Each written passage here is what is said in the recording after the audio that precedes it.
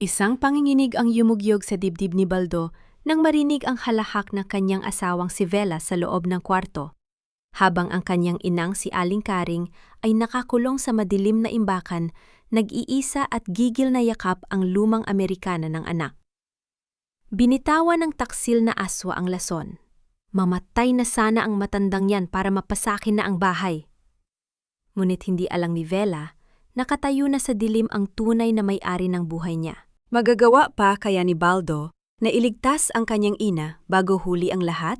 Sana mamatay na ng tuluyan ang matandang yan para mapasa atin na ang bahay at hindi na natin kailangang magpanggap sa tangang piloto na yon. Ang malutong na halahap ni Vela ay sumugat sa katahimikan ng gabing iyon, kasunod ng panunuya ng isang boses ng lalaki na hindi pamilyar sa pandinig ni Baldo. Nakatayo siya sa ilalim ng malamig, nalilim ng puno ng manggas sa likod bahay. Bit-bit ang kanyang maleta pagkatapos ng mahabang biyahe mula sa Amerika. Ang hanging panggabi na dapat sana ay maghahatid ng lamig ng tahanan ay naging tila lason na sumusuffocate sa kanyang dibdib. Sa pamamagitan ng maliit at nakawangang bintana ng silid-imbakan sa likod ng kusina, nakita ni Baldo ang kanyang inang si Aling Karing.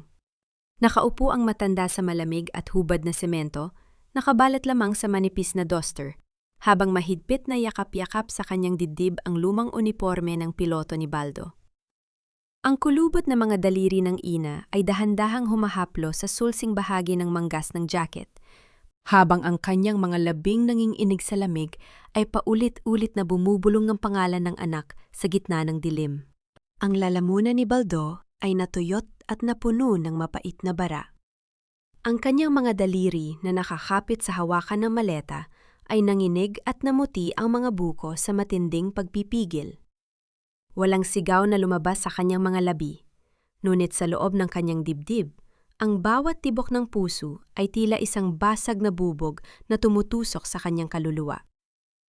Ang taong ipinagkatiwalaan niya ng kanyang buhay, ang babaeng buwan-buwan niyang pinapadalhan ng libo-libong dolyar habang siya ay nagpapakapagod sa himpapawid, ay naroon sa loob ng sementadong kwarto kasama ang ibang lalaki habang ang kanyang ina ay itinatrato na parang isang hayop na ikinulong sa dilim.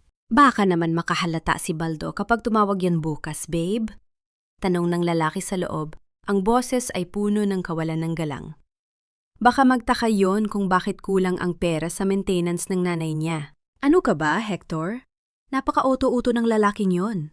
Sagot ni Vela na may kasamang malakas na pag-ikot ng boses. Isang paawa ko lang sa telpono, sasabihin ko lang na nagtaas ang presyo ng gamot sa botika, magpapadala agad yun ng extra. Hindi niya alam, pambayad lang yun sa installment ng LV bag ko at sa pusta mo sa sabong. Tsaka ulini na ang matandang yan, kahit magsumbong yan, walang paniniwalaan ng mga kapitbahay, kundi ako. Ang bawat salitang lumalabas sa bibig ni Vela ay tila isang matalim na kutsil, yun na humihiwa sa bawat alaala ng sakripisyo ni Baldo.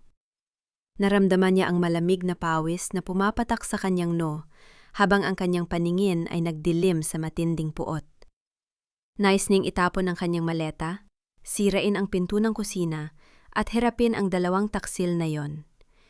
Nais niyang ipamukha sa kanila ang lahat ng kasinungalingan at pambababoy na ginawa nila sa kanyang tahanan. Ngunit nang mag-angat siya ng tingin, nakita niya ang mata ni Aling Karing mula sa loob ng imbakan. Ang mga mata ngayon, bagaman may lambong ng limot at karamdaman, ay nakatitig sa dilim ng bakuran.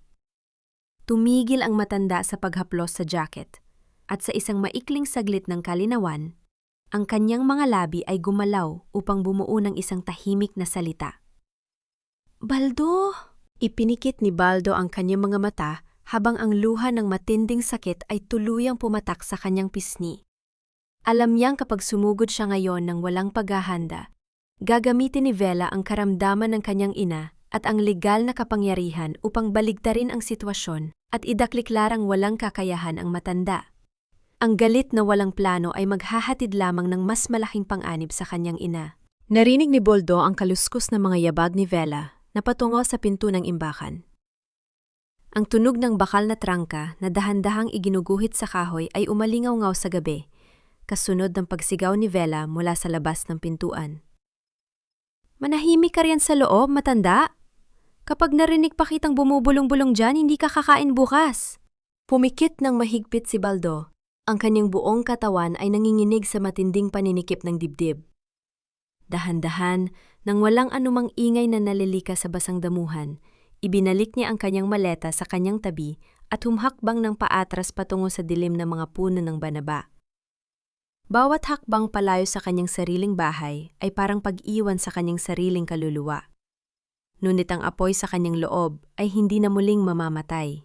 Hanggang kailan kailangang magtiis ng isang anak sa gitna ng katahimikan bago marinig ng langit ang kanyang sigaw. Ilang luha pa ang kailangang pumatak sa malamig na semento bago tuluyang mabasag ang dilim at lumitaw ang liwanag ng katarungan. Ang dapit hapon sa barangay ay nagdala ng malamig na hangin mula sa bukid. Ngunit sa maliit at lumaing silid na inupahan ni Baldo sa dulo ng nayon, ang init ng galit ay patuloy na nag-aalab sa kanyang dibdib. Sa ibabaw ng maliit na mesang kahoy, nakalapag ang kanyang laptop at ang lumang telpo na ginagamit niya upang makipag-ugnayan kay Attorney Santos sa Maynila. Ang bawat salita ng abogado sa kabilang linya ay parang patak ng malamig na tubig na nagpapaalala sa kanya na kailangan niyang maging maingat at magtimpi. Baldo, huwag kang susugod ng walang hawak na malakas na ebidensya. Tangaral ng abogado sa kanya. Kung papasok ka ngayon at kagamit ng dahas, madali kang ire-report ni Vela sa pulisya para sa trespassing o baolo. Kailangan nating patunayan ang panloloob sa ari-arian at ang pang-aabuso sa ina mo bago natin sila tuluyang maipakulong. Ipinikit ni Baldo ang kanyang mga mata habang hinihipo ang kanyang noo. Naintindihan ko, attorney. Pero hindi ko kayang panuurin lang na nagdurusa si inay araw-araw. Matapos ang tawag, lumabas si Baldo at naglakad sa ilalim ng lilim ng mga puno ng kaway na naghahati sa bakuran ng kanyang bahay at sa katabing lote. Mula sa kanyang pwesto, sa likod ng mataas na bakod na kawayan, nakikita niya ang likod ng kanilang bahay at ang pintuan ng imbakan kung saan nakakulong si Aling Karing. Mula sa kabilang daanan, isang payat at simpleng dalaga ang dahan-dahang lumapit sa bakod. Si Mayumi, ang kapitbahay na gumagawa ng damit sa kanyang maliit na tahiin. May bitbit itong maliit na mangkok na may takip na tela at ang kanyang mga hakbang ay napakagaan, na tila ayaw na makalika ng anumang ingay na makakatawag ng pansin. Lumapit si Mayumi sa maliit na siwang ng bakod sa likod ng imbakan. Sa pamamagitan ng mababang bintana, dahan-dahan niyang itinulak ang mangkok papasok. Inay, Karing, ako po ito, si Mayumi. Nagdala po ako ng mainit na lugaw na may tinapa. Malumanay at halos pabulong na wika ng dalaga. Nakita ni Baldo kung paano dahan-dahang gumapang ang kanyang ina patungo sa bintana. Ang mga kamay ni Aling Karing na nanginginig ay humawak sa bakal na rehas.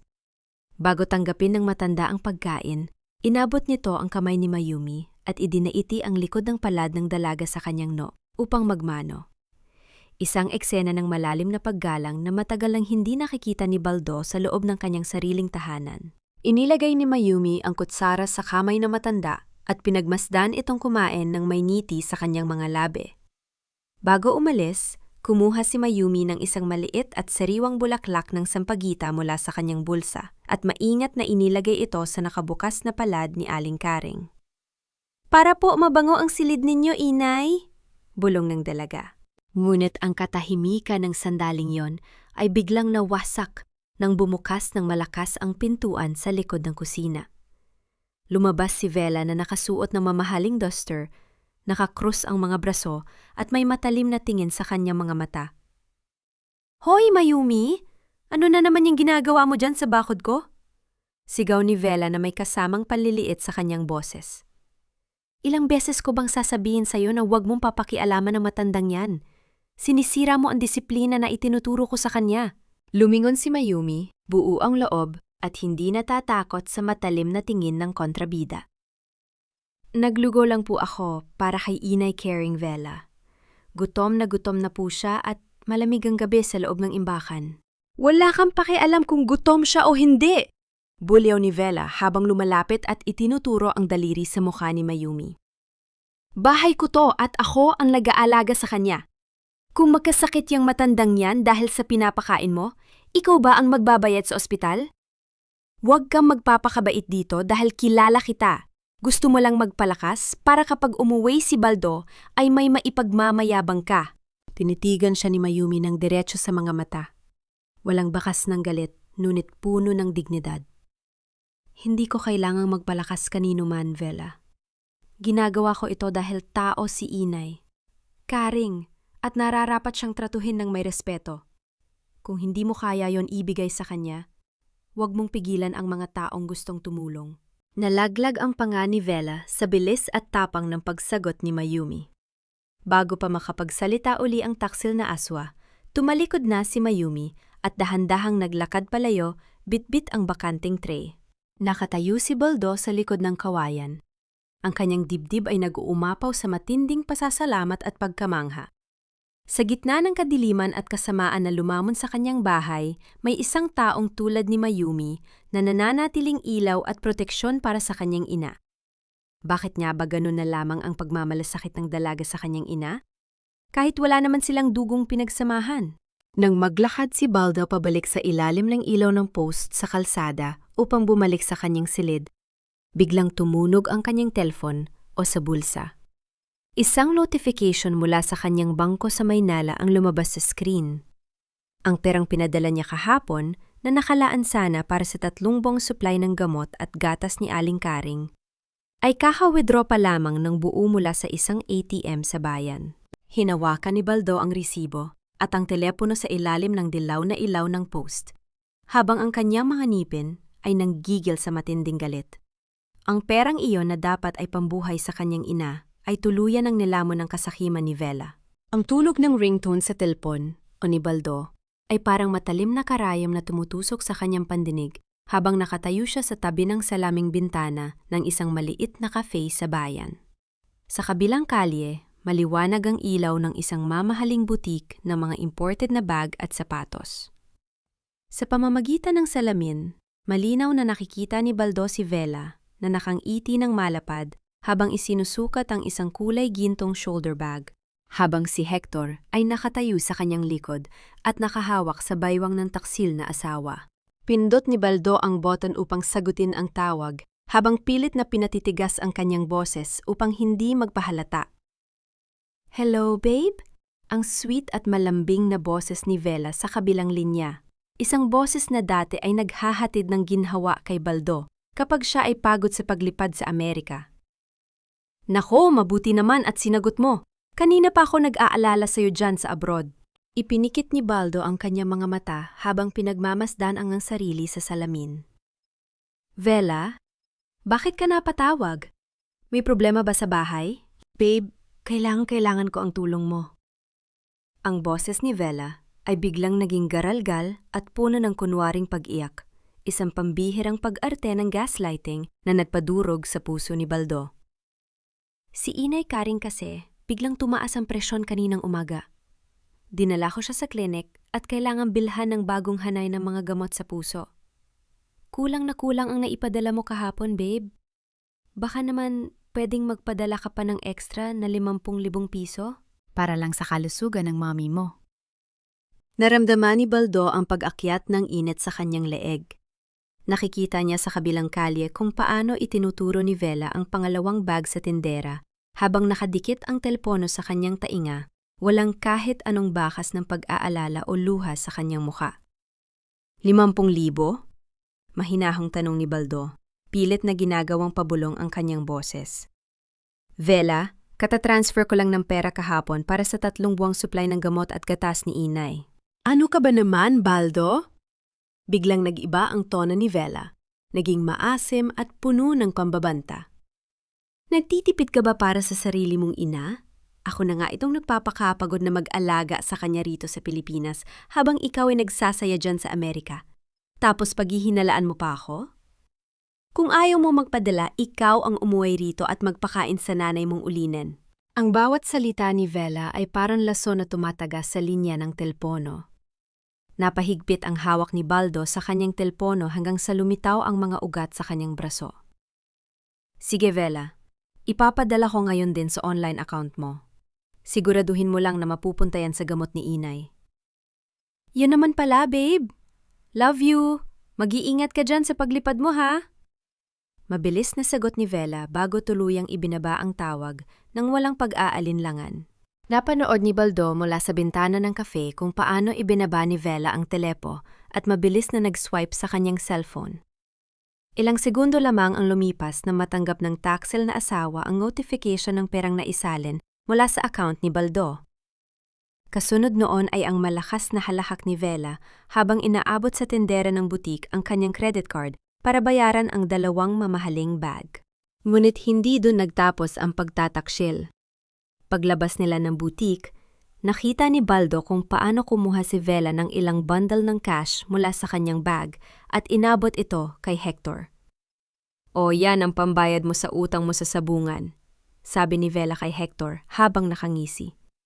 "Siguraduhin mo lang na matatapos yung transaksyon sa titulo ng lupa ni Aling Karing bago makahalata ang matanda." Naglakad si Hector palayo habang pumasok si Vela sa isang mamahaling salon. Dahan-dahang sinundan ni Baldo ang mga hakbang ni Hector mula sa malayo, nagtatago sa ilalim ng sombrero at jacket. Lumiko si Hector sa isang makipot na eskinita at pumasok sa isang lumang pawn shop sa kanto ng bayan. Naghintay si Baldo sa labas ng ilang minuto hanggang sa lumabas si Hector na may hawak na makapal na papel at pera. Nang tuluyan ng makalayo ang lalaki, dahan-dahang pumasok si Baldo sa loob ng pawn shop. Ang malamig na hangin mula sa lumang electric fan sa loob ng pawn shop ay nagdala ng amoy ng lumang papel at metal. Lumapit si Baldo sa salaming counter kung saan nakatayo ang isang matandang lalaking tagapamahala. "Magandang hapon po," maingat na wika ni Baldo. "Ano po ang katatapos lang na naisang la ng lalaking lumabas kanina?" Tumingin ang tagapamahala kay Baldo nang may pagtataka. "Sino ka ba? Bawal naming ipaalam ang impormasyon ng kliyente." Inilabas ni Baldo ang kanyang identification card bilang isang airline captain at ang isang lumang larawan ng kanyang ina na may suot na gintong kwintas na may pendant na hugis krus. "Ako po ang anak ng tunay na may-ari ng alahas na yon. Yan po ang pampamilyang pamana ng aking ina na ninakaw ng lalaking yon." Tumingin ang matandang lalaki sa ID ni Baldo at sa larawan, bago dahan-dahang tumango ng may simpatya. Kumuha ito ng isang maliit na velvet box mula sa ilalim ng counter at binuksan ito. Naroon ang gintong kwintas ni Aling Karing, ang kwintas na isinuot ng kanyang ina noong araw ng kasal nito at ang tanging alaala na natitira mula sa kanyang yumao na ama. Inilabas ni Baldo ang kanyang pitaka at binayaran ang buong halaga ng sangla kasama ang interes. Dahan-dahan niyang kinuhang muli ang kwintas at ipinalupot ito sa kanyang palad. Ang malamig na ginto ay dahan-dahang uminit sa touch ng kanyang kamay habang ang mga luha ng matinding poot at pangungulila ay pilit niyang pinipigilan sa kanyang mga mata. Sino ang nagbigay kay Hector ng lakas ng loob at impormasyon upang pakialaman pati ang titulo ng lupa ng kanyang ina? May iba pa bang kasabot ang dalawa sa loob ng barangay hall? Hawak ang nagnaningning na kwintas sa kanyang palad, dahan-dahang tumalikod si Baldo upang lumabas ng pawn shop. Ngunit bago niya maihakbang ang kanyang paa patungo sa pintuan, biglang bumukas ang pinto at pumasok ang isang babaeng may bitbit na maliit na kahon ng mga tahiin. Nagkatatagpo ang mga mata ni Baldo at Mayumi sa gitna ng pinto. Ang liwanag ng hapon na tumatagos sa bintana ng pawn shop ay tumama sa mukha ni Baldo. Nanatiling nakatayo si Mayumi sa may pintuan, ang kanyang mga kamay ay nakahawak ng mahigpit sa kahon ng mga sinulid at gunting. Ang kanyang mga mata ay nanlaki sa matinding pagkagulat habang nakatitig sa lalaking nakasuot ng simpleng jacket at nakatupi ang sombrero. Ang lalaking nasa mga larawan sa dingding ng bahay ni Aling Karing. "Captain Baldo?" Pabulong na wika ni Mayumi. Ang kanyang boses ay nanginginig sa pagtataka. Akala ng buong barangay, akala ng lahat ay nasa Amerika ka pa rin? Dahan-dahang itinaas ni Baldo ang kanyang daliri sa kanyang mga labi, hudyat ng pakiusap na manahimik. Kinuha niya ang maliit na velvet box na naglalaman ng kwintas ng kanyang ina mula sa counter at mabilis na naglakad patungo sa pintuan. "Mayumi, pakiusap, huwag kang maingay," Pabulong na wika ni Baldo habang maingat na iniaakay ang dalaga palabas ng pawnshop patungo sa makipot at tahimik na eskinita sa likod ng palengke. Na makarating sila sa may likuran ng maliit na tahiin ni Mayumi, kung saan nakasampay ang mga tinahin tila at may amoy ng bagong gupit na koton, dahan-dahang huminto si Baldo. Humarap siya sa dalaga. Ang kanyang mga mata ay puno ng matinding pagod at lihim na dusa. "Patawad kung ginulat kita, Mayumi," simula ni Baldo. Ang kanyang boses ay garalgal sa emosyon. "Matalik na kaibigan ka ng aking ina at nakikita ko ang lahat ng kabutihang ginagawa mo para sa kanya mula sa bakod.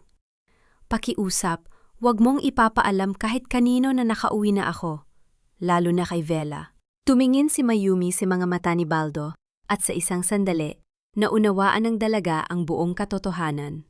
Ang lalaking nakatayo sa kanyang harap ay hindi isang piloto na nagpapasarap sa ibang bansa, kundi isang anak na nagdurusa sa lihim na pagtataksil ng sariling pamilya.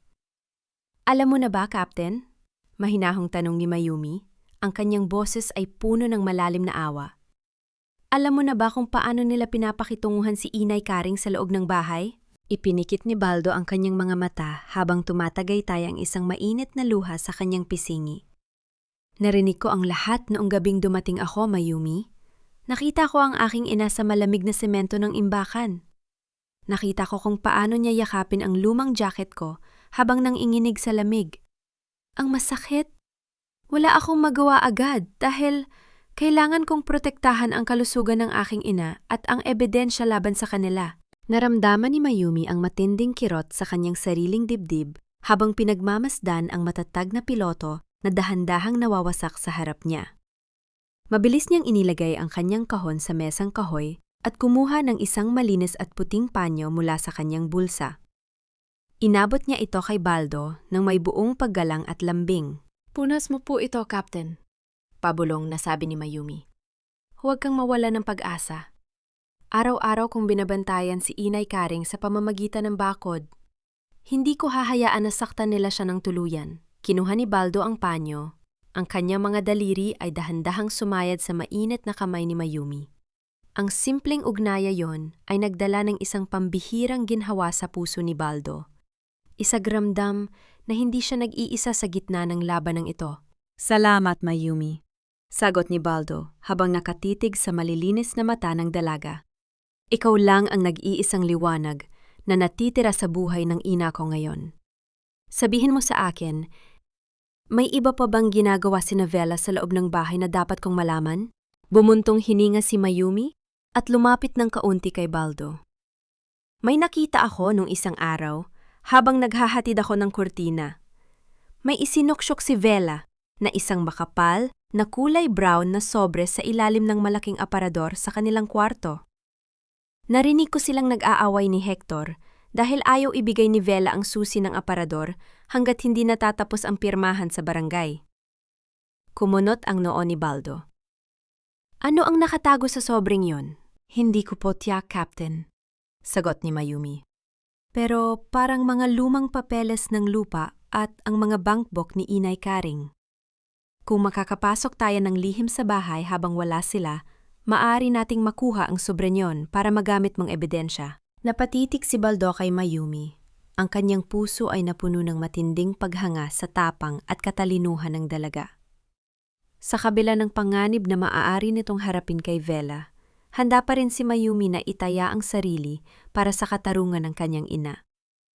"Tutulungan kita, Captain Baldo," dagdag pa ni Mayumi na may matatag na ngiti sa kanyang mga labi.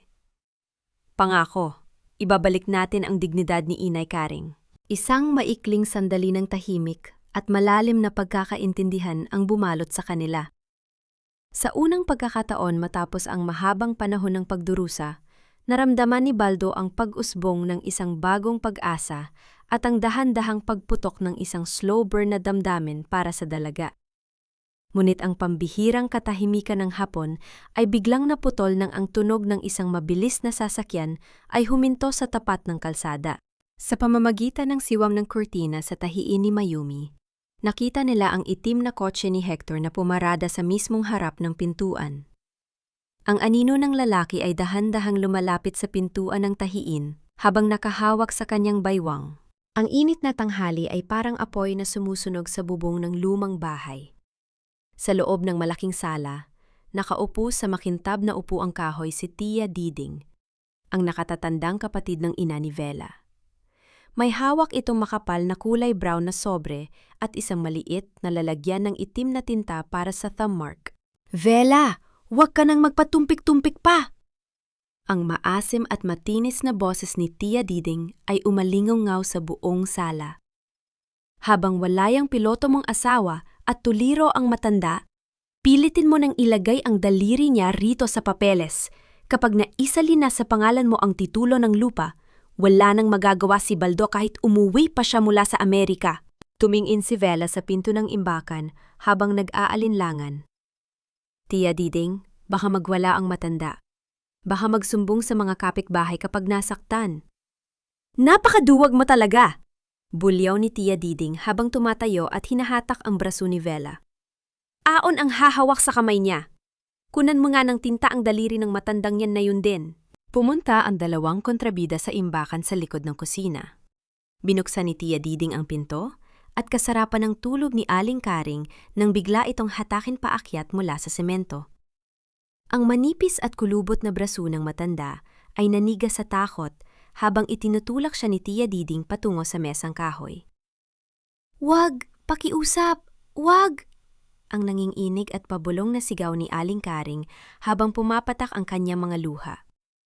"Baldo! Baldo, anak ko! Tulungan mo si inay! Manahimik ka, matandang ulinin!" Sigaw ni Tia Diding habang pigil na pigil ang dalawang kamay ng matanda sa likod. "Ibaang mo yung daliri mo rito sa papel kung ayaw mong ibitin kita sa bakod." Inilapit ni Vela ang lalagyan ng tinta sa kamay ng matanda. Pilit na itinutulak ni Aling Karing ang kanyang kamay palayo, ngunit masyadong malakas ang hawak ng dalawang masasamang babae. Sa mismong sandaling iyon, mabilis na pumasok sa pinto ng kusina si Mayumi na may bitbit na bagong tinahing kortina. Na makita ng dalaga ang karumaldumal na ginagawa ng dalawa kay Aling Karing, hindi na siya nag-atubili pa. "Bitiwan ninyo siya!" Ang malakas at matatag na sigaw ni Mayumi habang mabilis na tumatakbo patungo sa imbakan. Ipinatong ni Mayumi ang kanyang sariling katawan sa harap ni Aling Karing upang maging pananggalang sa matanda. Niyakap niya ng mahigpit ang nanginginig na katawan ni Aling Karing habang itinutulak palayo ang lalagyan ng tinta mula sa mesa. Lumika ng malakas na kalansing ang nabasag na lalagyan nang humampas ito sa semento at kumalat ang itim na tinta sa sahig. Nalaglag ang panga ni Vela sa pagkagulat, ngunit si Tia Diding ay nag-alimpuyo sa matinding galit. Ang kanyang muka ay namula sa pot habang nakatitig sa dalagang humaharang sa kanila. "Ikaw na naman?" Bulyaw ni Tia Diding. "Napakalaki ng kapal ng mukha mo para manghimasok sa pamilyang ito. Sino ka ba sa akala mo, ha?" "Tao si Inay Karing, Tia Diding!" Ang buong tapang na sagot ni Mayumi habang nakatitig ng diretsyo sa mga mata ng matandang kontrabida. "Ang ginagawa ninyo ay krimen! Pinipilit ninyong pekiin ang pirma ng isang taong may sakit. Ulitin mo ang sinabi mo, hampas lupa?" Sa matinding panggigil, itinaas ni Tia Diding ang kanyang nakakuyom na kamay at buong lakas na isinalang ang isang malutong na sampal sa pisngi ni Mayumi. Napaatras si Mayumi sa lakas ng tama, at ang kanyang namumulang pisingi ay mabilis na nag-iwan ng bakas ng daliri ni Tia Diding. Napahawak ang dalaga sa kanyang mukha habang naramdaman ang matinding hapdi at init sa kanyang balat. Ngunit hindi siya umiyak at hindi siya umatras sa harap ng dalawa. "Umalis ka rito bago kita ipakulong sa kapitan," ang sigaw ni Vela habang itinuturo ang pintuan palabas. Ipinikit ni Mayumi ang kanyang mga mata upang kumuha ng lakas ng loob. Dahan-dahan siyang yumuko at kumuha ng isang basag na piraso ng lalagyan ng tinta na may mansa ng daliri ni Tia Diding bilang ebidensya. Tumingin siya sa dalawa ng may malamig at matatag na pananalita. "May araw din kayo!" Pabulong ngunit matalim na wika ni Mayumi bago dahan-dahang lumabas ng bahay, bitbit ang kanyang dignidad at ang basag na piraso ng bubog. Sa labas ng bakod, sa ilalim ng malamig na anino ng puno ng kawayan, nakatayo si Baldo. Nakita niya ang buong pangyayari sa pamamagitan ng siwang ng bintana. Ang kanyang puso ay parang pinupunit sa dalawa nang makita niyang lumabas si Mayumi na may hawak na panyo sa namumulang pis'i at may mga luhang pilit na pinipigilan sa kanyang mga mata. Nanginig ang buong katawan ni Baldo sa matinding galit laban kay Tia Diding at kay Vela. Nais niyang sumugod sa loob at durugin ang mga kamay ng matandang sumampal kay Mayumi. Ngunit nang magkatatagpo ang mga mata nila ni Mayumi sa bakod, dahan-dahang umiling ang dalaga habang hawak ang kanyang pisingi, isang pakiusap na huwag sirain ang kanilang plano. Ang namumulang pisingi ni Mayumi sa ilalim ng sikat ng araw ay naging isang apoy na magpapasiklab sa huling paghihiganti ni Baldo. Nakuha nga ba ni Vela ang thumb mark ni Aling Karing sa gitna ng kaguluhan? O tuluyan itong nasira ng basag na tinta? Ang gabi ay tahimik at nakabalat sa lamig ng hamog. Sa loob ng maliit na tahiin ni Mayumi, ang tanging ilaw na nagbibigay liwanag ay ang maliit na lampara sa ibabaw ng mesang gawaan. Nakaupo si Mayumi sa tabi ng binta, ang maingat na tinatahi ang isang nasirang tela habang ang kanyang kabilang kamay ay dahan-dahang humahawak sa namumula at kumikirot niyang pisini, ang bakas ng kalupitan ni Tia Diding noong tanghali. Sa gitna ng katahimikan, ang dahan-dahang pagbukas ng pinto sa likod bahay ay nagdala ng isang pamilyar na anino. Pumasok si Baldo, bitbit ang isang malinis na panyo na nakabalot sa pira-pirasong yelo. Ang kanyang mga mata ay puno ng matinding pag-aalala at pagdurusa habang nakatitig sa pisingi ng dalaga. Mayumi! Pabulong na wika ni Baldo. Ang kanyang boses ay puno ng panginginig at matinding emosyon. Dahan-dahang lumapit si Baldo at umupo sa maliit na bangko sa tapat ni Mayumi. Inilapit niya ang kanyang kamay at maingat na ipinatong ang malamig na panyo sa namumulang pisingi ng dalaga. Napaatras ng kaunti si Mayumi sa gulat, ngunit nang magkatatagpo ang kanilang mga mata, naramdaman niya ang matinding lambing at pag-aalaga sa mga tingin ng piloto. Masakit pa ba? Tanong ni Baldo, habang ang kanyang mga daliri ay dahan-dahang sumasayat sa gilid ng pisngi ni Mayumi upang panatilihing nakalapat ang yelo. Napanood ko ang lahat mula sa bakod, Mayumi. Parang pinupunit ang dibdib ko nang makita, kitang masaktan ng dahil sa pamilya ko. Umiling si Mayumi nang may mahinhin na ngiti, bagaman may kaunting panginginig sa kanyang mga labi. Huwag mo sisihin ang sarili mo, Captain. Walang kasalanan ang iyong puso sa kasakiman ng ibang tao. Kahit 10 sampal pa ang tanggapin ko, hindi ko hahayaan na bastusin nila si Inay Karing. Tumingin si Baldo sa malalalim na mata ni Mayumi. Ang kanyang puso ay napuno ng pambihirang paghanga at pagmamahal. Bakit, Mayumi? Bakit handa kang magtiis ng ganitong sakit para sa aking ina? Wala ka namang obligation sa kanya. Yumuko si Mayumi at dahan-dahang pumatak ang isang luha sa kanyang lap. Nung 12 taong gulang ako, nung namatay ang aking mga magulang at natira akong mag-isa sa barangay na ito, walang ibang lumapit sa akin kundi si Inay Karing. Siya ang nagdadala sa akin ng pagkain sa gabi. Siya ang nagturo sa akin kung paano humawak ng karayom at sinulid upang makatayo ako sa sarili kong mga paa. Ang kabutihan ng ina mo ang nagligtas sa buhay ko, Captain. Ang utang na loob ko sa kanya ay hindi matutumbasan ng anumang halaga ng pera. Ang bawat salita ni Mayumi ay parang gamot na humihilom sa mga sugat sa puso ni Baldo.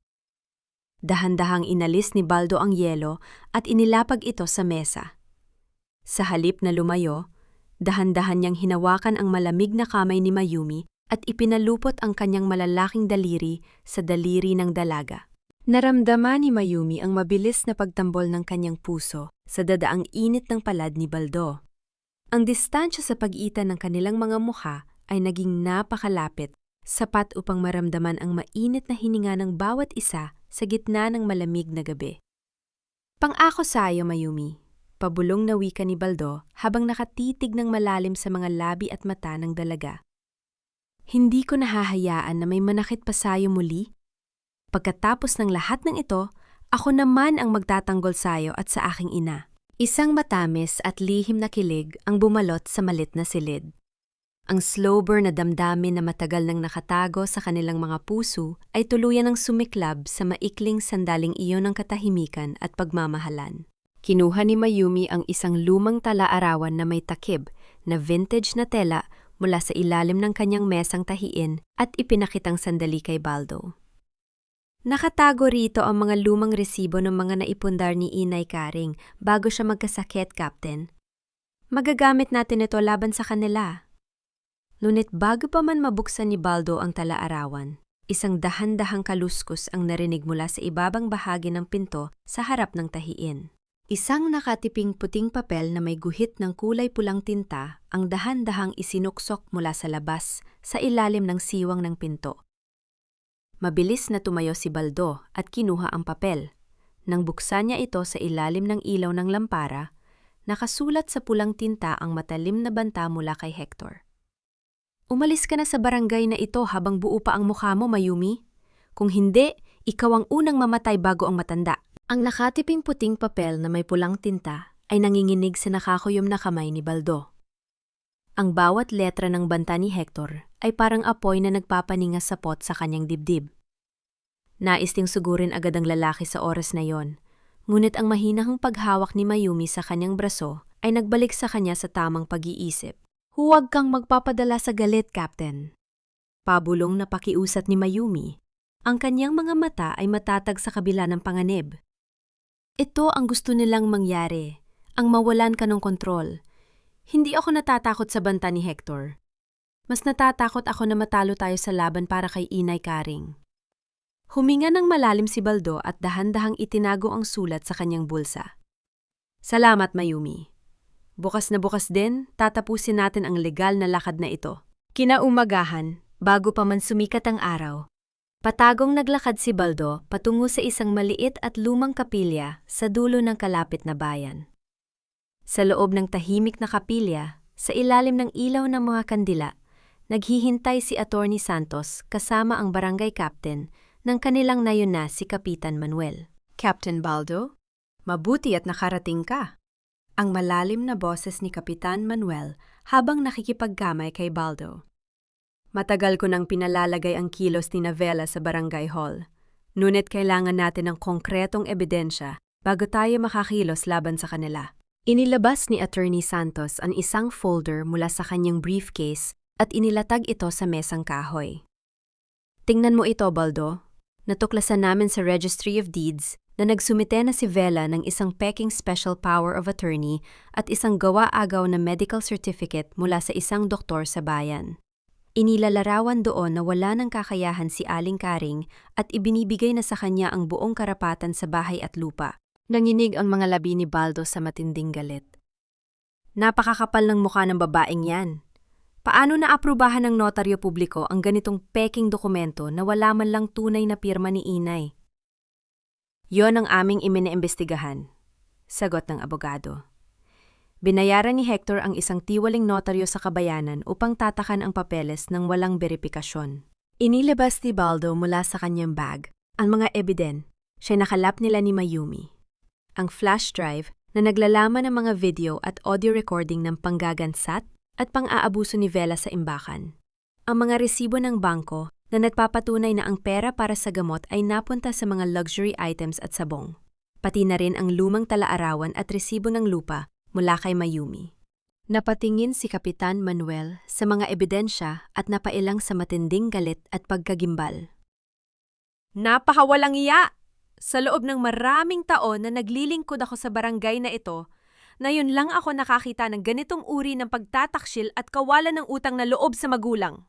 Ipinatong ni Kapitan Manuel ang kanyang malaking palad sa balikat ni Baldo. Buo ang suporta at determinasyon sa kanyang boses. Nasa panig mo ang Diyos at ang buong barangay, Baldo. Hindi natin hahayaan na magtagumpay ang kasakiman nila. Sa darating na Grand Barangay Fiesta, magkakaroon ng malaking programa sa plaza kung saan nakatakdang umakyat sa stage si Vela o pagpieg mayabang ang kanyang peking parangal bilang modelong mamamayan. Doon natin siya huling-huliin sa harap ng buong bayan. Tumango si Attorney Santos at inabot kay Baldo ang isang opisyal na papel na may selyo ng korte. Naglabas na ang hukom ng isang urgent temporary protection order at temporary legal guardianship para sa iyo, Baldo. Sa ilalim ng batas, ikaw na ang sulong tagapang-alaga ni Aling Karing at walang bentahe ang anumang pekin papeles na hawak ni Vela. Naramdaman ni Baldo ang matinding ginhawa at pag-asa na gumapang sa kanyang buong katawan. Sa tulong ng batas, ng barangay, at ng tapat na pagmamahal ni Mayumi, nakahanda na ang bitag para sa mga taksil. Nagpasalamat si Baldo sa abogado at sa kapitan bago maingat na bumalik sa kanyang inupahang silid sa dulo nang nayon nang mag-agaw ang dilim at liwanag. Ngunit nang makarating si Baldo sa harap ng kanyang maliit na bahay tuluyan, napahinto ang kanyang mga hakbang. Ang kalso ng pinto na ginawa niya upang mapanatiling nakasara ang pintuan ay nakabitin at sirain sa sahig.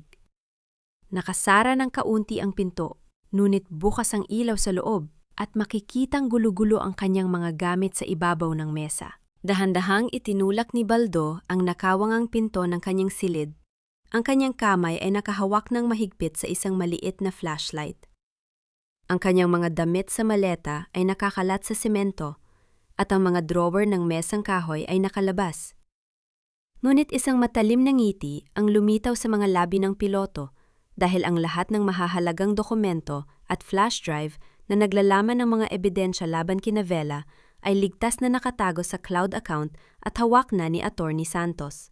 Naunawaan ni Baldo na nagpapadala na ng mga tauhan si Hector upang haluhugin ang mga pwesto sa barangay. Sa halip na matakot, nagpasya si Baldo na gumanti sa pamamagitan ng isang psikolohikal na laro. Kumuha siya ng isang lumang sobre mula sa kanyang bag, inilagay roon ang isang kopya ng larawan ng kasal nila ni Vela na may malalim na hiwa sa gitna ng mukha ng asawa at ipinadala ito sa pamamagitan ng isang bata sa kalsada patungo sa bahay ni Vela. Pagkalipas ng isang oras, sa loob ng malaking sala ng bahay ni Aling Karing, ang malamig na pawis ay pumatak sa noo ni Vela habang nakatitig sa binuksang sobre. Ang pang-inginig ng kanyang mga kamay ay hindi niya maikaila nang makita ang larawan ng kanyang kasal na may hiwa sa mukha. "Hector!" ang nanginginig at puno ng takot na sigaw ni Vela habang patakbong lumalapit sa lalaking nakahiga sa sofa. "Tingnan mo ito! May nakakaalam ng lahat! May nagmamasid sa atin!" Kinuha ni Hector ang sobre at binasa ang larawan. Ngunit sa halip na mag-alala, inis na itinapon niya ito sa mesa. "Ano ka ba naman, Vela? Isaglumang larawan lang yan. Baka napulot lang ng mga bata sa basurahan o ipinadala ng kung sino kapitbahay na naiinggit sa'yo." "Hindi!"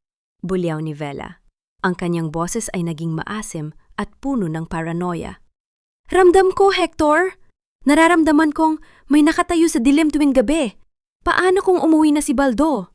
Paano kung alam na niya ang ginawa natin sa nanay niya?" Tumayo si Hector at galit na hinawakan ang dalawang balikat ni Vela. Ang kanyang mga mata ay puno ng pagkabuisit. "Manahimik ka nga! Kung umuwi man ang asawa mo, ano magagawa niya? Hawak na natin ang papeles ng lupa. Pero sabihin ko sa'yo, Vela, kapag hindi natuloy ang pirmahan sa fiesta dahil sa kaduwagan mo, iiwan kita rito kasama ang lahat ng utang mo sa bangko." Nalaglag ang panga ni Vela sa matinding pagkagulat.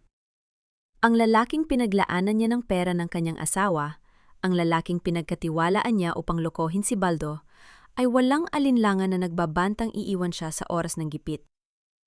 "Anong sinabi mo?" ang garalgal na boses ni Vela habang pumapatak ang kanyang mga luha. "Iiwan mo ako? Pagkatapos ng lahat ng ginawa ko para sa'yo, Hector? Binigay ko sa'yo ang pera ang padala ng asawa ko. Pinalayas ko ang sarili kong dignidad para sa'yo." "Wala akong pakialam!" sigaw ni Hector habang itinutulak palayo si Vela. "Pera at lupa lang ang habol ko rito. Kung wala yun, balahura ka rin tulad ng matandang niya ikinulong mo sa likod." Bumagsak si Vela sa sofa, umiiyak ng walang dignidad habang pinapanood si Hector na lumabas ng bahay at umalis sakay ng kotse. Ang pangarap niyang marang, yang buhay kasama ang kanyang kerida, ay dahan-dahang nawawasak sa harap ng kanyang sariling mga mata. Dahil sa matinding galit at kahihiyang naramdaman, ibinaling ni Vela ang kanyang pot sa walang kalaban-labang si Aling Karing. Mabilis siyang pumunta sa imbakan, kinuha ang natitirang plato ng pagkain ng matanda at pabalang nga itinapon ito sa basurahan sa labas.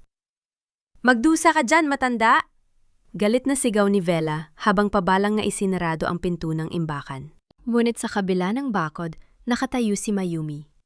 Pinanood ng dalaga ang buong pangyayari sa pamamagitan ng siwang ng kawayan. Nang makatago na si Vela sa loob ng kanyang silid upang umiyak, mabilis na kumuha si Mayumi ng isang malinis na plato ng mainit na kanin at ulam mula sa kanyang tahiin. Dahan-dahang lumapit si Mayumi sa maliit na bintana ng imbakan at inabot ang pagkain sa nanginginig na mga kamay ni Aling Karing. "Inay Karing? Kumain ka po!" "Huwag kang umiyak, malapit na pong matapos ang lahat." Pabulong na alikabok ng dalaga habang hinahaplos ang daliri ng matanda.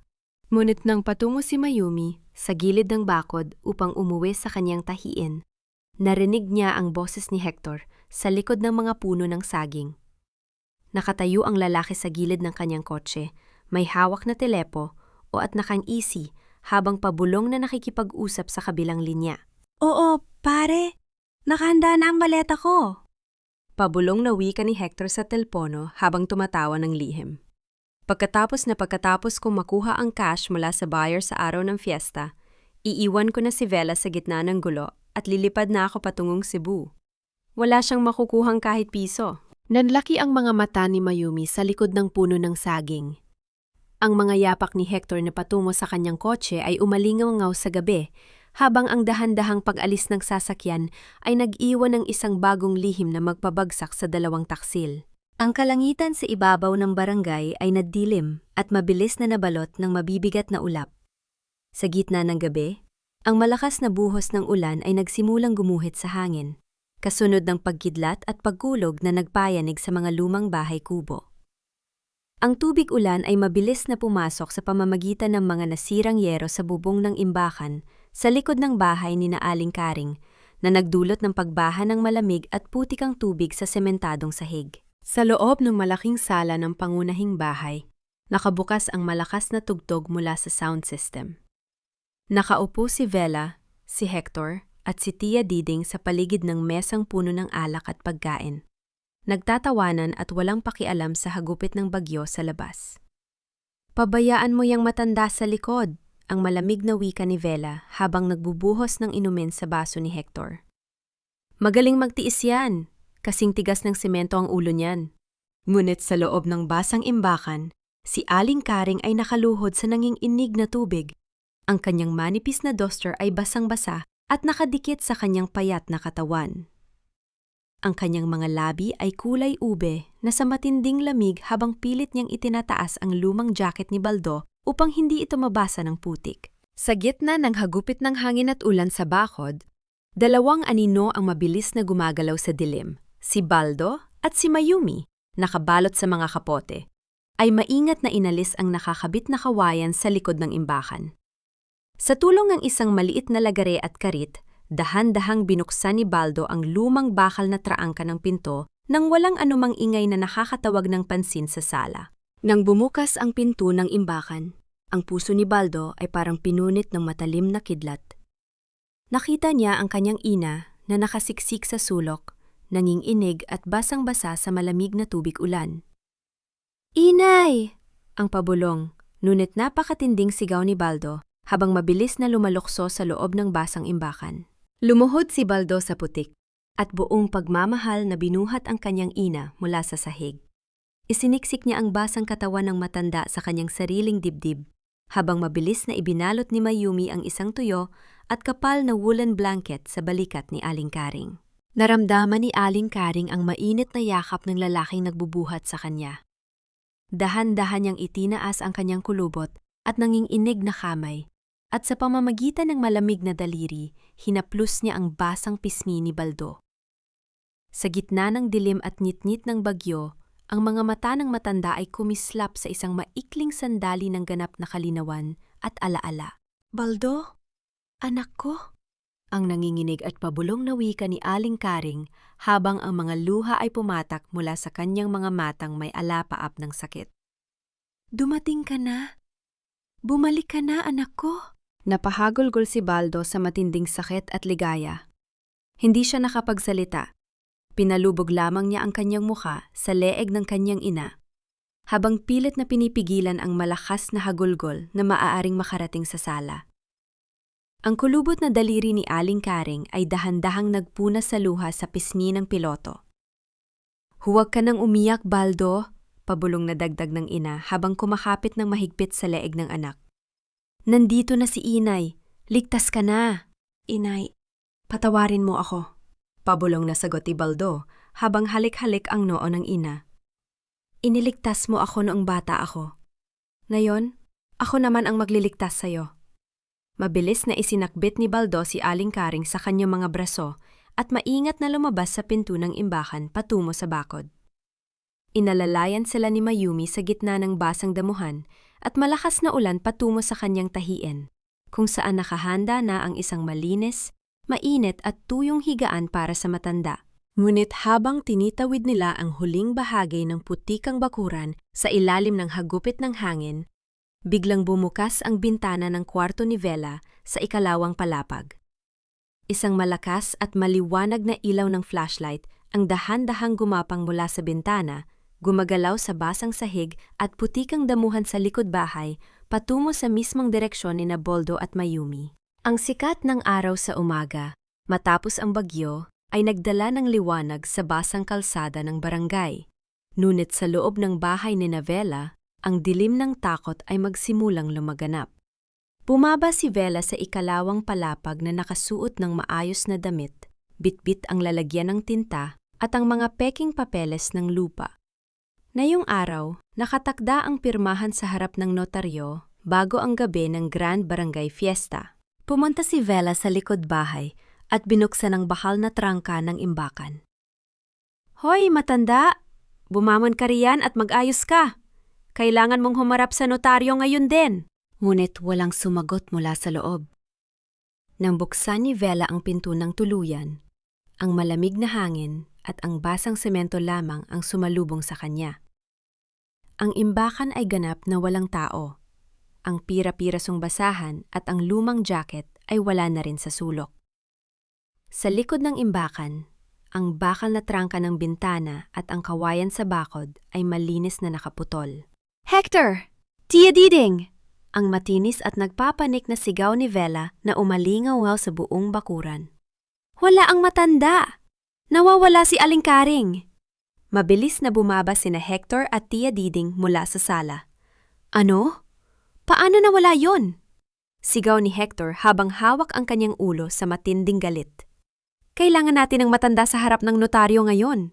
Kapag wala siya, hindi maaprubahan ang deed of sale at hindi mairoroll ang pera natin sa buyer. Si Mayumi! Ang panggigil na sigaw ni Tia Diding habang nakaturo ang daliri sa kabilang bakod. Siya lang ang taong nagpapakatanga sa matandang yan. Tiyak na kinuha niya si Aling Karing noong gitna ng bagyo. Walang alinlangan na patakbong sumugod si Vela at si Tia Diding patungo sa tahiin ni Mayumi sa tapat ng kalsada. Pabalang na itinulak ni Vela ang pinto ng tahiin at pumasok sa loob habang nagwawala. Ilabas mo ang matanda, Mayumi! Sigaw ni Vela. Ang kanyang mukha ay namumula sa galit at takot. Ilabas mo si Aling Karing! Kidnapper ka? Magnanakaw ka? Lumabas si Mayumi mula sa likod ng kortina ng kanyang tahiin. Nakatayo siya ng buong dignidad, nakakrus ang kanyang mga braso, at nakatitig ng diretsyo at walang katatakutan sa dalawang kontrabida. Wala ritong sinasabi ninyo, Vela. Mahina ngunit matatag na sagot ni Mayumi. At kung nawawala man si Inay Karing sa imbakan ninyo, hindi ba't kasalanan mo yon dahil pinalayas mo siya at itinapon sa basang semento ng bagyo? Huwag ka nang magkaila hampas lupa! Bulyaw ni Tia Diding habang pilit na gustong pumasok sa loob ng silid. Itawag mo sa pulis yan, Vela. Ipukulong natin yan babaeng yan. Sa mismong sandaling iyon, pumasok si Hector kasama ang dalawang lalaking tambay mula sa kanto. Huwag niyo nang daanin sa salita. Haluhugin niyo ang buong bahay na ito, mando ni Hector sa dalawang tauhan. Ngunit bago pa man maihakbang ng mga lalaki ang kanilang mga paa, ang boses ni Kapitan Manuel ay umalingaw-ngaw mula sa pinto, kasama ang 3 tanod ng barangay na may hawak na baton. Tigil! Ang malakas na utang ni Kapitan Manuel. Ano itong kaguluhang ginagawa ninyo sa tahiin ni Mayumi? Kapitan! Mabilis na lumapit si Vela na nagpapakita ng pilit na iyak. Kinuha ni Mayumi ang may sakit kong biyenan. May importante kaming lakad para sa lupa at kailangan naming mahanap ang matanda. Tumingin si Kapitan Manuel kay Vela nang may malamig at formal na pananalita. Vela, nakatanggap ako ng ulat tungkol sa pagkawala ni Aling Karing. Ngunit walang karapatan ng kahit sino na magwasak ng ari-arian ni Mayumi nang walang kapangyarihan ng barangay o ng pulisa. Pero Kapitan, pilit na hirit ni Hector. Manahimik ka, Hector, utos ng Kapitan. Ngayong gabi ay ang Grand Barangay Fiesta sa plaza. Lahat ng opisyal ng bayan at ang buong barangay ay naroroon. Doon ninyo ilalahad ang inyong reklamo sa harap ng pampublikong pagdinig. At siguraduhin ninyong legal ang mga papeles na hawak ninyo. Dahil sa banta ng mga tanod at ng Kapitan, pilit na tumalikod sina Vela at Hector habang nagmumura sa galit.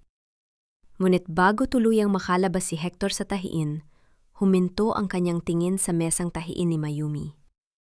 Sa ibabaw ng mesa, sa tabi ng kahon ng sinulid, nakalapag ang isang nakatiping puting panyo na may bordang kulay ginto sa gilid.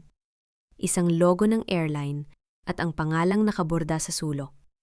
Captain Baldo. Nalaki ang mga mata ni Hector habang dahan-dahang kinuha ang panyo mula sa mesa at itinago ito sa kanyang bulsa habang tumatawa ng lihim. Isinalang ni Hector ang nakatiping puting panyo sa ibabaw ng mesang kahoy sa sala. Ang kulay gintong burda na Captain Baldo ay kumislap sa ilalim ng ilaw ng ilawan na parang isang malamig na kidlat na tumama sa paningin ni Vela. Saan mo nakuha to, Hector? Ang nanginginig na tanong ni Vela habang ang kanyang mga kamay ay dahan-dahang umaatras mula sa panyo.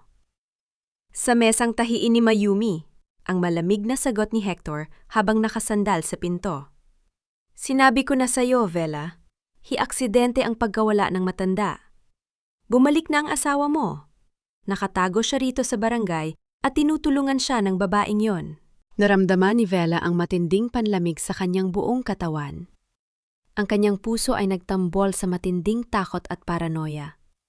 Mabilis niya kinuha ang kanyang telpon o mula sa bag at pinalabas ang numero ni Baldo sa Amerika. Pindot niya ang button upang tumawag habang pilit na pinatitigas ang kanyang boses. Sa kabilang dako ng bayan, sa loob ng kanyang maliit na silid, nakatayo si Baldo sa harap ng lumang salamin. Nakita niya ang pangalan ni Vela sa screen ng kanyang telpon.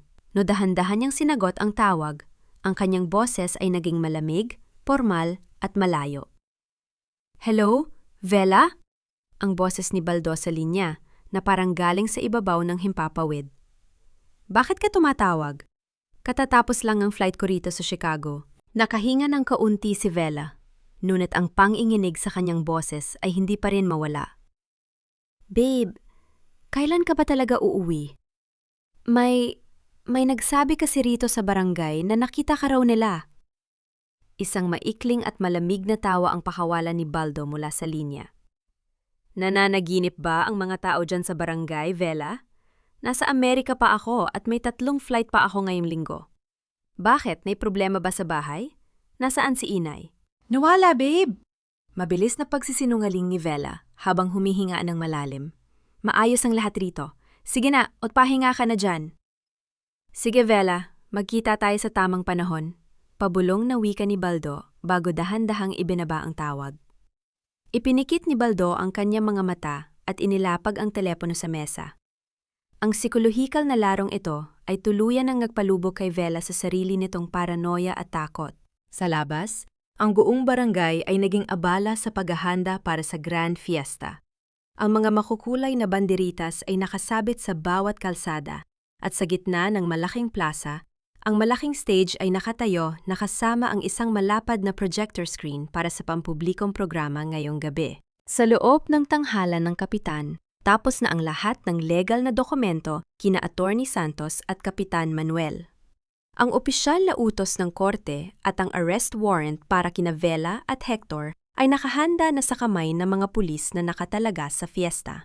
Pumalik si Baldo sa harap ng salamin sa kanyang silid. Dahan-dahan niyang isinuot ang kanyang kumpletong uniforme ng kapitan ng eroplano. Ang malinis na puting polo na may 4 na gintong bar sa balikat, ang itim na formal na pantalon, at ang makinang na kapelyo ng piloto. Hinuha niya ang maliit na larawan ng kanyang inang si Aling Karing mula sa kanyang bulsa.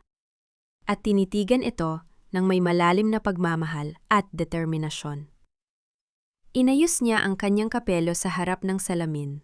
Ang kanyang mga mata ay naging kasing tigas ng bakal.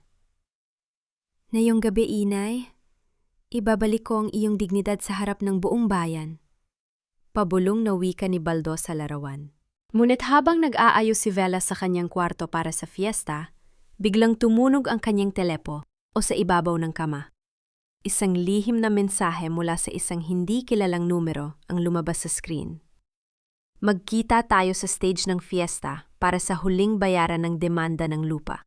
Ang liwanag ng mga ilawan sa ikalawang palapag ng bahay ay nagbibigay salamin sa malaking salamin sa kwarto ni Vela. Nakasuot siya ng mamahaling pulang bestida at abala sa pagpapakapal ng kanyang make-up para sa gabi ng Grand Fiesta. Naniniwala siyang ngayong gabi ay tatanggapin niya ang parangal mula sa barangay bilang modelong mamamayan at pormal na tatanggapin ang paunang bayad sa ibineben tang lupa ni Aling Karing. Ngunit sa kabilang bahagi ng kwarto, dahan-dahang binuksan ni Hector ang zipper ng bag ni Vela. Sa pamamagitan ng kanyang nanginginig na mga daliri, mabilis niyang kinuha ang huling libu-libong cash na ipinadala ni Baldo mula sa Amerika, pati na rin ang mga natitirang gintong alahas ni Vela. Nang isusuksok na ni Hector ang pera sa kanyang jacket, ang pinto ng silid ay dahan-dahang bumukas. Nakatayo roon si Tia Diding. May hawak na payong at nanlalaki ang mga mata sa nakita. Hector! Pabulong na sigaw ni Tia Diding habang nakaturo ang daliri. Inahawan mo ba si Vela? Anong ginagawa mo sa perang yan? Mabilis na lumapit si Hector kay Tia Diding, kumuha ng isang makapal na bundle ng 5,000 piso mula sa nahaw na pera at buong panginginig na isinuksyok ito sa nakabukas na bulsa ng matandang kontrabida. Manahimik ka, Tia Diding! Ang pabulong at matalim na utos ni Hector. Ito ang balato mo. Hatiin mo ito sa gusto mo. Basta, huwag kang mag-iingay kay Vela hanggat hindi ako nakakaalis ng barangay. Tumingin si Tia Diding sa makapal na pera sa kanyang bulsa. Ang kanyang dating galit ay mabilis na napalitan ng isang sakim at nakakayang ngiti. Mabilis niyang tinakpan ang kanyang bulsa at dahan-dahang tumango. Aba, sige Hector, wala akong nakita. Basta siguraduhin mong malayo ang mararating mo. Isang nakakadiring pagtataksil sa gitna ng mga taksil ang naganap bago pa man magsimula ang pampublikong paghuhukom. Pagkalipas ng kalahating oras, ang buong plaza ng barangay ay napuno ng libu-libong mamamayan. Ang makukulay na banderitas ay sumasayaw sa hangin sa ilalim ng maliwanag na ilaw ng mga poste. Ang mga mesa at upuan ay nakahanay sa harap ng malaking stage kung saan nakatayo ang isang malapad na projector screen. Umakyat si Vela sa stage kasama si Tia Diding. Nakataas ang no at nakangiti ng malapad sa mga kapitbahay na nakatingin sa kanya. Naniniwala siyang ito ang gabi ng kanyang tagumpay at pagkilala sa lipunan. Ngunit sa gilid ng stage, sa ilalim ng lilim ng mga puno ng mangga, dahan-dahang dumating ang isang kotse ng barangay. Bumaba mula roon si Mayumi. Akay-akay ang kanyang inang si Aling Karing na nakabalot sa isang maganda at malinis na tradisyonal na alampay. Nakatayo sa kanilang tabi si Kapitan Manuel at si Attorney Santos. Inayos ni Mayumi ang alampay sa balikat ng matanda at dahan-dahang humawak sa kanyang kamay. Inay Karing, huwag ka pong matatakot. Makikita niyo na po ang katarungan na yung gabi. Tumingin si Aling Karing kay Mayumi at dahan-dahang tumango ng may payapang niiti sa kanyang mga labi. Samantala, sa dulo ng plaza, maingat na naglalakad si Hector patungo sa kanyang kotse. Bit-bit ang maleta ng nakaw na pera. Ngunit nang makarating siya sa gilid ng kalsada, 2 lalaking nakasipil na damit ang dahan-dahang humarang sa kanyang daan. Ang 2 pulis na nakatalaga sa fiesta ay malamig na tumitig sa kanya, na nagpanigas sa kanyang mga binti. Sa mismong sandaling yon, ang malakas na tugtog sa plaza ay biglang tumigil. Ang lahat ng ilaw sa paligid ng stage at ng mga post sa plaza ay sabay-sabay na namatay, na nagdulot ng matinding gulat at pabulong na usapan sa buong barangay. Sa gitna ng kadiliman sa plaza, ang malaking projector screen sa gitna ng stage ay biglang bumukas at naglabas ng isang maliwanag na puting ilaw. Ang tunog ng sound system ay umalingaw-ngaw sa buong bayan habang ang unang larawan ay lumabas sa screen. Ang ilaw mula sa malaking projector screen ay nagpaliyab sa dilim ng buong plaza. Sa harap ng libu-libong mamamayan ng barangay, ang unang video na lumabas sa screen ay ang malinaw na kuha sa loob ng basang imbakan noong gabi ng bagyo.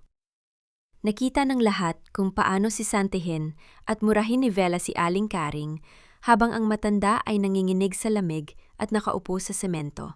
Sana mamatay na ng tuluyan ng matandang yan para mapasa atin na ang bahay. Ang boses ni Vela sa video na umalingaw-ngaw sa malalakas na speaker ng sound system sa buong bayan. Isang matinding singhap ng pagkagulat at galit ang umagos sa buong plaza. Ang mga kapitbahay na dating naniniwalang isang mabuting menora si Vela ay mabilis na nag-alimpuyo sa matinding puot at panggigil. Napakawalang iya! Ang sigaw ng isang matandang babae mula sa gitna ng tao, "Inalagaan mo lang pala ang biyanan mo para pahirapan at kunin ang bahay?" Diyos ko! Si Aling Karing na napakabait nung araw. Nakakahiya ka, Vela? Ang bulyaw ng iba pang mga villager habang itinuturo ang daliri sa stage. Nakatayo si Vela sa gitna ng stage. Ang kanyang mukha ay nawala ng dugo at naging kasing puti ng papel. Ang matinding hiya at takot ay lumamon sa kanyang buong katawan habang pinapanood ang sarili niyang kademonyohan sa screen. Nais niyang tumakbo patungo sa gilid ng stage upang bunutin ang kable ng projector. Ngunit 3 tanod ng barangay ang mabilis na humarang sa kanyang daan. "Huwag kang gagalaw, Vela!" ang utos ng kapitan sa mikropono. "Hayaan mong panuuri ng buong barangay ang totoong pagkatao mo." Hindi doon natapos ang pagbubunyag. Ang screen ay mabilis na nagpalit ng mga imahe. Lumabas doon ang mga resibo ng bangko na nagpapatunay na ang 50,000 piso na ipinadala ni Baldo para sa gamot ng ina ay ginastos ni Vela sa mamahaling bag at pusta sa sabong ni Hector. Kasunod noon ay ang malinaw na kopya ng peking Special Power of Attorney kung saan pinilit ni Vela at Tia Diding na pekiin ang pirma ni Aling Karing. Si Tia Diding, na nakatayo sa tabi ni Vela, ay dahan-dahang yumuko at sinusubukang sumiksik sa gitna ng maraming tao upang makatakas sa matinding kahihiyan. Ngunit pinalibutan siya ng mga galit na kababaihan sa barangay na humaharang sa bawat hakbang niya habang isinisigaw ang kanyang pangalan sa hiya. Sa gilid ng stage, nakatinggala si Aling Karing sa screen. Nang lumabas doon ang larawan ng kanyang anak na si Baldo na nakasabit sa lumang kwarto, ang matanda ay dahan-dahang ngumiti at humawak ng mahigpit sa kamay ni Mayumi. "Si Baldo, ang mabait kong anak," pabulong na wika ng matanda. "Opo, Inay Karing," pabulong na sagot ni Mayumi habang luhaan ang kanyang mga mata sa ligaya. "Nandito na po ang anak ninyo." Sa mismong sandaling iyon, ang dahan-dahang kaluskos na mga sapatos sa hagdan ng stage ay nakakuha ng pansin ng lahat. Isang matangkad at pormal na lalaki na nakasuot ng makinang at kumpletong uniporme ng kapitan ng eroplano ang dahan-dahang umakyat sa gitna ng stage. Ang kanyang kapelyo ng piloto ay maayos na nakapatong sa kanyang ulo at ang kanyang muka ay puno ng matatag na dignidad at malamig na katarungan. Tumapat ang malakas na spotlight sa gitna ng stage na nagbigay liwanag kay Captain Baldo habang dahan-dahan niyang kinukuha ang mikropono mula sa stand. Ang kanyang matalim na tingin ay nakatitig ng diretsyo sa nanginginig at umiiyak na si Vela. Ang matinding feedback ng mikropono ay umalingaw-ngaw sa buong plaza na nagpatahimik sa libu-libong tao sa isang iglap. Ang boses ni Captain Baldo sa mikropono ay pumasok sa bawat sulok ng plaza. Ang kanyang boses ay malalim, matatag, ngunit may bitbit na matinding kirot at dignidad na nagpatahimik sa buong barangay. Sa loob na maraming taon, umalis ako sa bansang ito at lumipad sa himpapawid. Simula ni Baldo habang nakatitig sa libu-libong tao sa kanyang harap. Nagpakapagod ako at nagpuyat sa ibang bansa sa iisang layunin lamang, ang mabigyan ng maayos na buhay at gamot ang aking inang si Aling Karing, at ang magbigay ng magandang kinabukasan sa aking asawang si Vela. Ipinagkatiwala ko ang lahat, ang aking pera, ang aking bahay, at ang aking puso. Tumingin si Baldo ng dahan-dahan kay Vela na nakaluhod sa gitna ng stage. Umiiyak at nakayuko sa matinding kahihiyan. Ngunit habang ako'y nagpapakasakit sa malayo, patuloy ni Baldo, ang taong pinagkatiwalaan ko ay ginawang bilanggo ang aking ina. Ninakaw niya ang pera para sa gamot. Itinapon niya ang aking ina sa basang semento ng imbakan at pinagtaksilan niya ang aming tahanan kasamang ibang lalaki. Hindi lang nila ako niloko, pinatay nila ang natitirang dignidad ng aking pamilya. Si Vela, na hindi na makayan ang matinding hiya at galit ng buong bayan, ay dahan-dahang gumapang patungo sa paanan ni Baldo. Hinawakan niya ang sapatos ng piloto habang lumuluha ng walang patid at nagmamakaawa sa harap ng lahat. Baldo! Babe! Patawarin mo ako! Ang hagulgol ni Vela na puno ng desperasyon at kahinaan. Nagkamali ako, babe. Nahikayat lang ako ni Hector at ni Tia Diding. Patawarin mo ako, bigyan mo ako ng pangalawang pagkakataon. Mahal pa rin kita, Baldo. Huminga ng malalim si Baldo at dahan-dahang itinaas ang kanyang paapalayo sa mga kamay ni Vela. Nakatayo siya ng buong dingal, walang bakas ng galit na hindi kontrolado, kundi isang malamig na kapasyahan ng isang lalaking nahanap na ang katarungan. Huli na ang lahat, Vela. Ang mahinahon ngunit matalim na sagot ni Baldo. Hindi ako nandito para maghiganti sa pamamagitan ng dahas. Nandito ako upang ipaubaya ka sa batas. Ang utang na loob at respeto na pinalayas mo ay hindi na kailanman mababayaran ng iyong mga luha. Sa mismong sandaling iyon, 4 na opisyal ng pulis, siya ang umakyat sa stage kasama ang kapitan. Dala ng 2 pulis si Hector na nakapusos na ang mga kamay sa likod, matapos mahuli sa gilid ng kalsada habang bitbit ang bag ng nakaw na pera. Kasunod din doon si Tia Diding na nakayuko at hawak din ng mga autoridad. Ikinabit ng pulis ang malamig na bakal ng posa sa 2 kamay ni Vela habang isinasaad ang kanyang mga karapatan sa ilalim ng batas para sa swindling, falsification of public documents at elder abuse. Ang malakas na sigawan ng pag-aaproba at palakpakan ng buong barangay ay umalingangaw sa gabi habang inilalayo ng mga pulis sina Vela, Hector at Tia Diding patungo sa mobile car. Nang makalayo na ang mga taksil, dahan-dahang lumakad si Baldo patungo sa gilid ng stage. Inabot niya ang kanyang 2 kamay sa kanyang inang si Aling Karing. Inay, halika po paakyat. Ang malambing na wika ni Baldo habang akay-akay ang inapaakyat sa liwanag ng stage, kasama si Mayumi na nakatayo sa kanilang tabi. Nang makatayo si Aling Karing at si Mayumi sa gitna ng stage sa ilalim ng maliwanag na ilaw, ang buong plaza ay sabay-sabay na tumayo at nagbigay ng isang napakalakas na palakpakan at hiyawan ng kagalakan. Ang mga tao ay nagpupunas ng luha sa kanilang mga mata habang pinapanood ang mag-ina na muling nagkasama sa katarungan. Lumapit si Baldo kay Mayumi sa harap ng libo-libong mamamayan.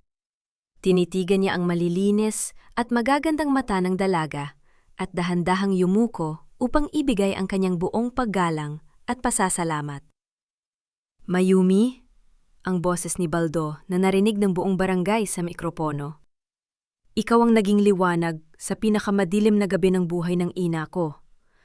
Sa harap ng buong bayan, ipinapangako ko, ang natitirang bahagi ng aking buhay ay ilalaan ko upang protektahan ka at ang aking ina. Isang matamis at maasahang ngiti ang lumitaw sa mga labi ni Mayumi habang ang mga luha ng ligaya ay pumatak sa kanyang pisingi. Ang palakpakan ng mga tao sa plaza ay dahan-dahang humupa sa malamig na hangin ng gabi na nag-iwan ng isang payapa at bagong simula. Ang liwanag ng umaga ay dahan-dahang pumasok sa mga bintana ng lumang bahay mga. Ang malamig na simoy ng hangin ay nagdala ng amoy ng sariwang sampagita mula sa bakuran. Pinalalayas ang lahat ng alikabok at dilim ng nakaraang panggagansat ni Vela.